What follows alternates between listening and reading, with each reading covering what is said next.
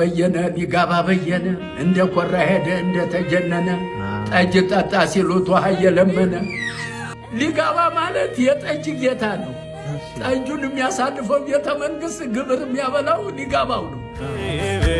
እንደ ተዋደነው እንደ ኩሩ ጀግና ሊጋባው በየነ ከዚያ በኋላ እዚያ ማይጨው ዘመቷ ተጃኖይም ተጣልተው ነበርና ሲል ዋጋና ልሙት ብለው ገቡ ተዋግተው ጣሊያንን እዚያ መቱት ኮሩ። በኋላ ጣሊያን መታቸው መጨረሻ ጨራይ በኔ እድሜ ማለት ነው። ጣሊያን መታቸው።